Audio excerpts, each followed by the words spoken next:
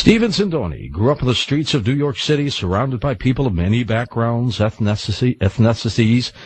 This aroused curiosity about the human condition and need to understand just what makes people choose the path they do. Such was the case when he came across the legend of J.C. Brown, the man who claimed to have discovered a lost city in Shasta Mountain with hidden treasure and the remnants of a legendary society. The body of his work includes the following. Sindoni says, I said, The Planet X Factor, Trailer Park, Temp Agency, and the legend of J.C. Brown. Stephen Sindoni. Hey, Stephen, how are you?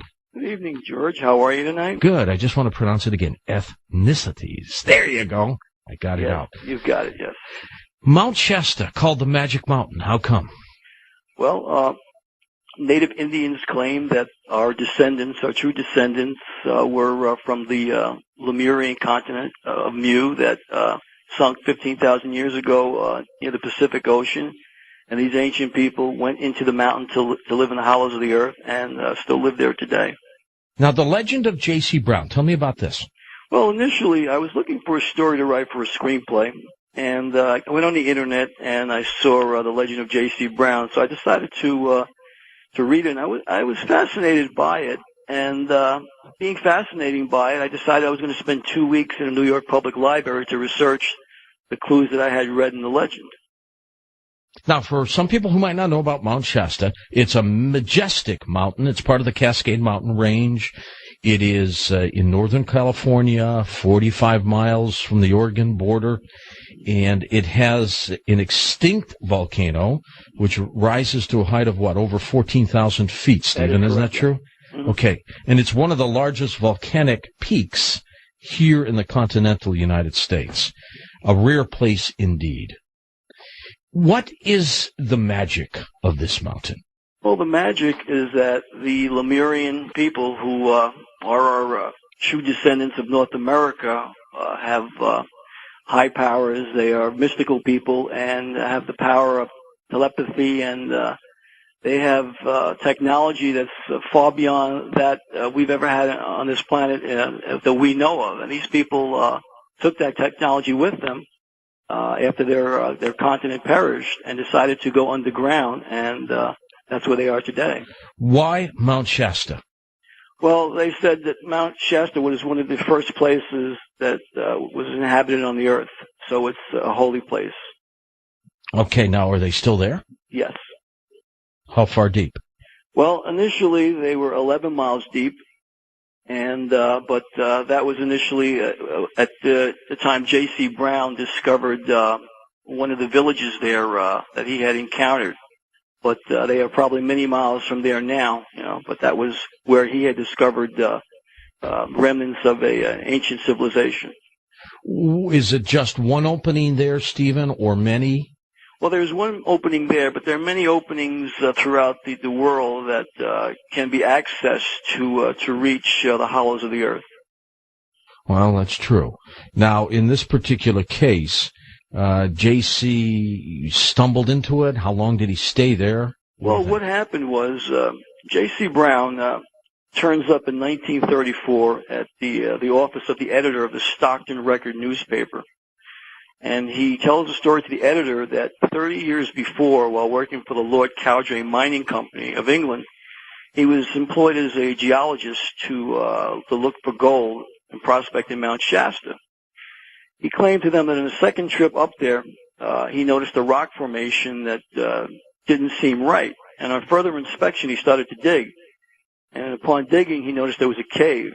He went in with his lantern and mining paraphernalia, and 3 miles into the tunnel that spiraled downward within the mountain, he found gold mining ore from a civilization that had mined earlier. He decided to go deeper, and he went 8 miles deeper, which now he's at 11 miles depth. And when he got to 11 miles depth, he saw a village and with streets. And as he continued on, he found rooms and chambers. And when he found the rooms and chambers, what he noticed, there were artifacts there from ancient civilizations. He found gold. He found hieroglyphics. He found plates that were had drawings on them tempered steel, spears, and other objects made of gold. And he knew he was onto something. Upon further discovery, he came across other rooms that turned into chambers with places of worship. He found 13 statues that were made of copper and gold, and a sun that was designed from golden streamers with metal that we don't even today have the ability to create. He noticed while he was in his room that things were strewn about, and it looked as if people were there, but they must have left at the spur of the moment. So he realized that, this place had been occupied. He then went into another chamber, and this is where he made a rather bizarre discovery. He discovered 27 skeletons, the smallest of which was 6.5 feet, and the largest of which was 10 feet tall. Jeez, giants. Yes. Then he discovered there were 2 of the bodies were mummified, but each were clad in ornate robes, and he thought that they would be their kings and queens. So he made an unbelievable discovery while he was in this mine shaft. Now, after he made this discovery, he decided he was going to cover up the tunnel and conceal it, and that someday in the future he would return and he would mark the entrance on a map so he knew where it was, and then later he would return with enough people so that way they can catalog the items, document it, and then he would register his find. But he didn't want anyone else to stumble into it. Correct, yes. Okay. Did he ever go back? Yes, he did. In the legend, he claimed that after he met with the editor of the newspaper, the editor of the newspaper introduced him to Harry Norry Pratt. And Harry Norry Pratt was a director of the Hagen Museum in Stockton, California. And what time period are we talking about here, Steve? This was then 1934. Okay. So he shows up 30 years later in the office of the editor, convinces the editor that he has an unbelievable find for the lost continent of Lemuria. The editor now gets the Hagen Museum curator involved, and they grill him, they question him, and they both are under the opinion that this man is telling the truth. So they then enlist a man by the name of John C. Root, who was a retired printer, and John C. Root becomes the organizer for the group. So then for the next 6 weeks, starting in April 34 till June 19th of that year in 1934, they were holding meetings at John C. Root's home twice a day. Now, in those meetings, J.C. Brown was telling them of the artifacts and things he had found, and he needed 80 people to go up to Mount Shasta with him on the expedition. And he told them the expedition would be done at his expense. He told them at that time he was worth $40 million, and he'd provide a boat for everybody to go up there. Now, on June 19th, before they were supposed to go, he told everyone there that if they wanted to back out, they could. Right. But he had been kidnapped in some of his trips going back up to the mountain, and he almost lost his life. And he said later in life, after he retired from the Lord Cowjay Mining Company, his family wanted to come up to the mountain with him, to find the claim. And he said once he told his family, they started to die mysteriously one by one, and then he had another accident where he was almost killed. So he was fearful for his life. So the curator of the museum wanted to see some sort of evidence to prove that he actually did find something up in Mount Shasta. So J.C. Brown at that point told him that he had a bank vault in a Texas bank with photographs and papers to prove his claim was correct. And the curator, Harry Norry Pratt, said, "Well, I want to see those before I even venture up there with you." He said, "Well, I'll provide them for you later today because I have them."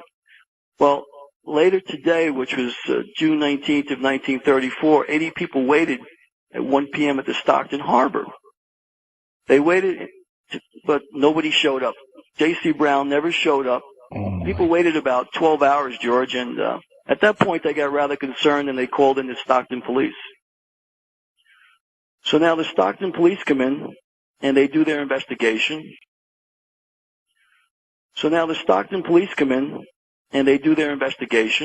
But they could find no J.C. Brown, no hide or hair of him. they could find no crime committed because after interviewing the 80 people, they found out he never took a dime. And the people were adamant about the fact that they believed that this J.C. Brown was worth $40 million and that he would have provided a yacht, but something made him change his mind. And we don't even know if that was his real name now, do we? Correct, right.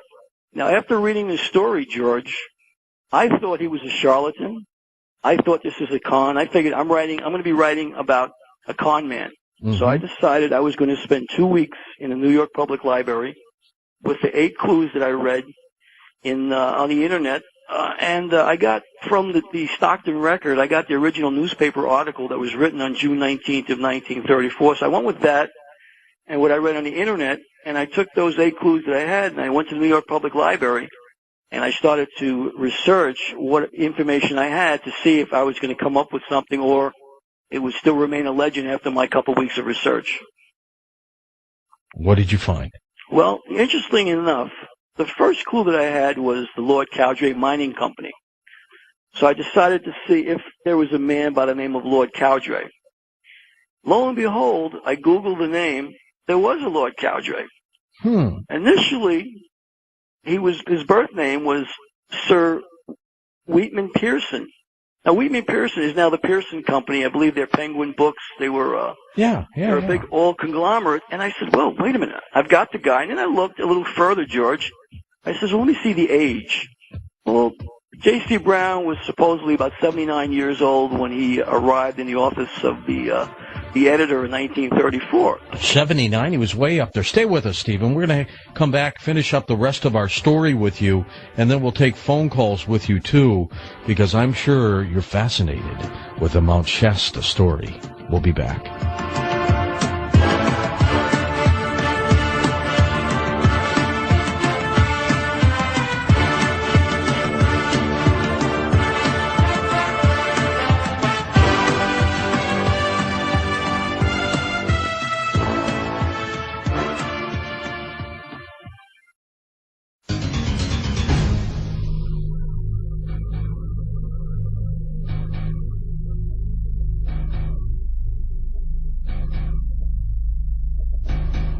And welcome back to Coast. I'm George Norry as we talk about the legend of J.C. Brown and Mount Shasta with Stephen Sindoni. Stephen, you're talking about the clues, and the first being, of course, the mining company. Go ahead.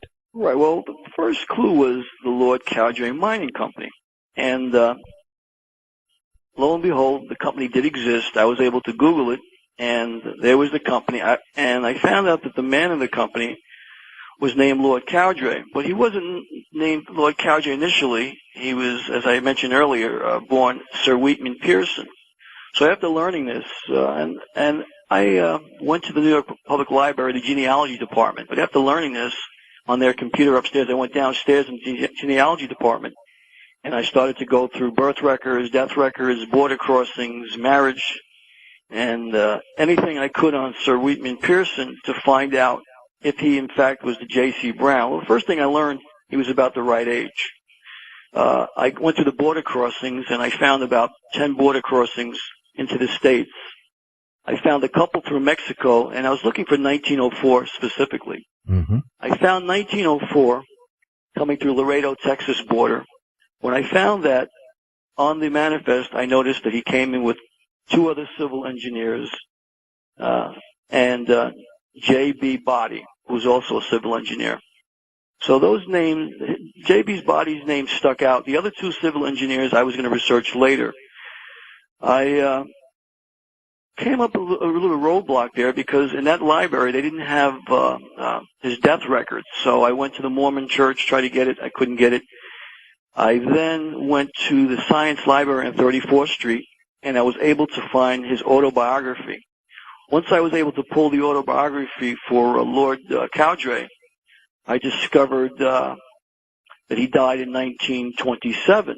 So now that kind of put me at an obstacle course because the man I'm looking for shows up in 1934. Mm-hmm. So I go back to the counter and I ask a woman by the name of Marguerite Nealon, who works there at the Science Library at 34th Street, if she could find me a book on the American Society of Civil Engineers, because in the autobiography of Lord Cowdray, it mentioned he was a civil engineer. And I'm thinking, well, whoever this man is has to be a civil engineer, because Lord Cowdray came in 1904, just like the man in the legend J.C. Brown claims. But I couldn't find him coming in 1907. So I said, well, he had to have told somebody, or maybe it was somebody other than the initial engineers that he brought over on the first trip. Well, Marguerite Nealon found this book for me. She said, you know, it's funny you say that, but a week ago I came across a book on American Society of Civil Engineers. She says, wait right here, I'll get it for you. So she went and got it. I thumbed through the book and noticed that Lord Cowdray had died in 27, as I had learned, and then I looked further and I found 3 other lieutenants that he had who were all civil engineers. And I looked at the names to see if the names matched the 1904 crossing through Laredo, Texas. One of the 4 names matched. It was J.B. Body. J.B. Body, yeah. Now, J.B. Body was actually John Benjamin Body, which I learned through the microfilm.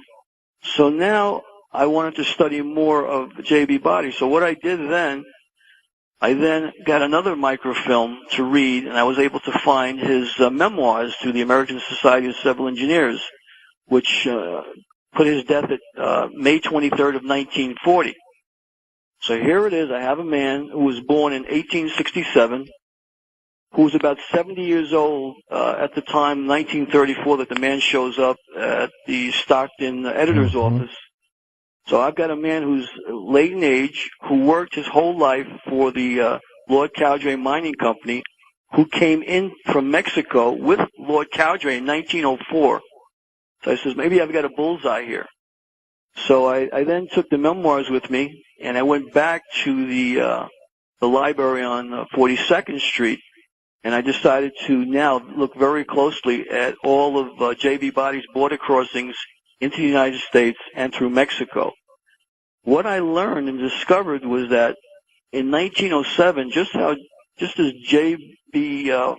J.C. Brown had claimed that he had found the treasure on his second trip up to Mount Shasta, when I went through J.B. Body's second border crossing through Laredo, Texas, I found him coming into the country with 3 other engineers that were working with him in Mexico for the Lord Cowdray Mining Company. So now I realized I had a bullseye, that the first time he came up with his boss, who gave him permission to go back up there in 1907 to bring 3 civil engineers with him.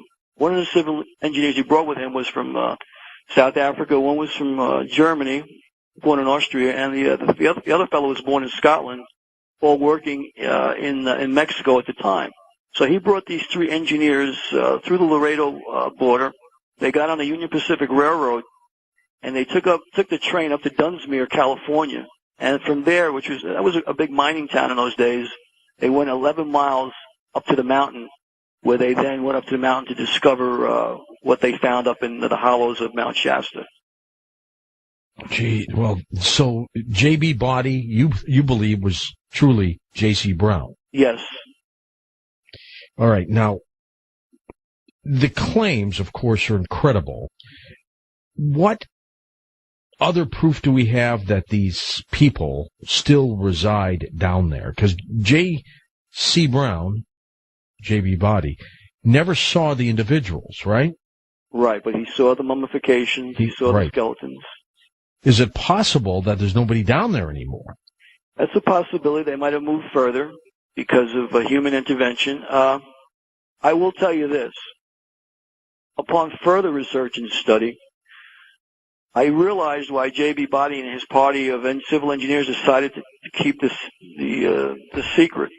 And basically, it was because of the American Indian. Our Native Americans knew early in the 1840s, when the first colonialists went through that area and told them about the people that were living in the hollows of the earth. In 1851, Reddick McKee, one of our colonels from the United States Army, and this is documented by his official recorder. The guy's name was George Gibbs, and you can look this up. This is on record. You can Google this. But there was a treaty to be signed with 13 of the tribes. Look this up. This is on record. You can Google this. But there was a treaty to be signed with 13 of the tribes in Mount Shasta. This is in 1851. The night before, they had a big feast. The day of the signing, the soldiers said they were going to cook a big meal for the Indians, for the celebration. At that meal, 3,000 braves were poisoned. They put strychnine in the beef and in the bread. There were only 150 survivors at that massacre, one of which was named Tyree Jim, which is a little boy. He was allowed to watch it. But what he said was that most of the braves died there at the signing, and some on the trail on the way home, and that he and who the others that were left picked up the remains and took back the Indians back to the village to be buried. Jeez. In the following year, in 1852, and this is all you can look this all up. I want anyone listening to this to challenge whatever I'm saying, to research it, because they'll realize why the Indians are on reservations today. But in the 1852 census, there were only 27 Shasta Indians left in that area. Thereafter, it was decided upon by our government that all the Indians must be put on reservations to keep the most guarded secret, so that way history would not have to be rewritten. Did they find anything that would have shown high technology? J.C. Brown claimed that he found it. He found metals that could not be duplicated in 1900.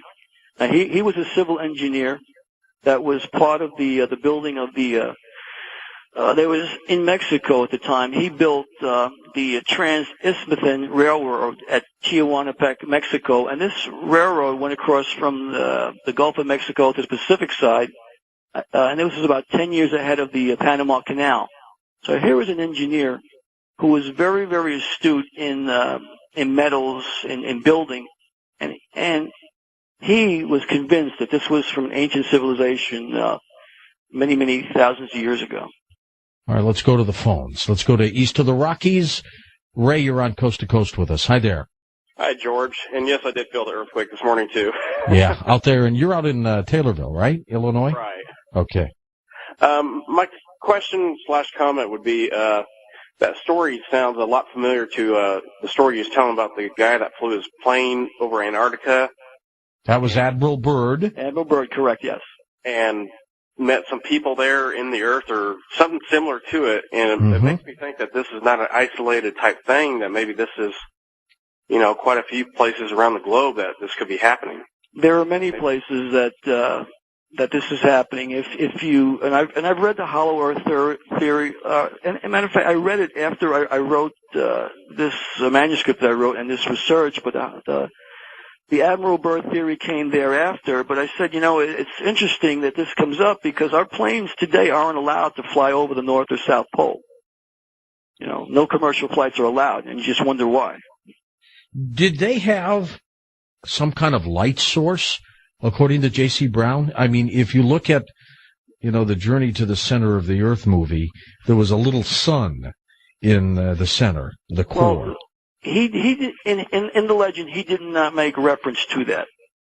So in everything that I got, I would say I can't say unequivocally yes or say no. I was not made privy to that information by the research that I got. That I don't know. So we don't know if they had an energy source that created light. We just don't know. Right. What we do know is that there was a civilization that he claimed he found there that was ancient. He claimed they were Lemurian, and he claimed that they were a technically advanced civilization that was still living within the hollows of the earth. And they may still be there. Yes. West of the Rockies, you're on Coast to Coast with us. Hi there. Oh, hi, George. Hey. I had a brief comment and a question. Sure. Also, it does sound like the story of the guy that in Death Valley that stumbled on some stuff and tried to mark the entrance and then couldn't find it. Sounded a lot like that story. But I was wondering if you were familiar with James Churchward, and he'd written a bunch of volumes of books on Mu. My mother was a Rosicrucian. She had them in her house. They described different kinds of beings that lived under there that supposedly they had left. Some of them had left. But one type of being was about 7 foot tall, and it had, instead of eyes, they had like a light-sensitive gland across their forehead. And I didn't take James Churchward very seriously, but then a friend of my sister's who knew nothing, had never heard of Lemuria, went up to Mount Shasta, and she was wandering around on the mountain, and she felt this high intelligence that kind of scared her.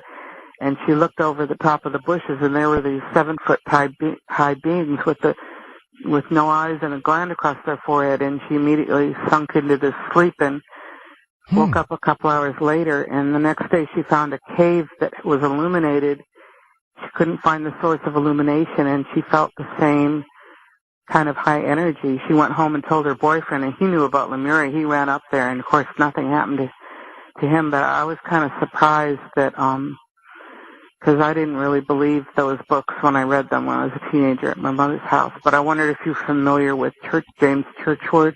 Well, I'm familiar with him because in my research, that was one of the books that I pulled to understand Lemuria, because once I discovered that this individual did exist, he went up to the mountain, I was able to figure out actually how it happened. I says, well, now let me just look more into the research, because J.B. Body claimed, or J.C. Brown claimed, that he spent 30 years researching Lemuria. So Churchward's books was one of the first books that I was able to research, and I read that almost from cover to cover to understand what I was really dealing with in writing this story.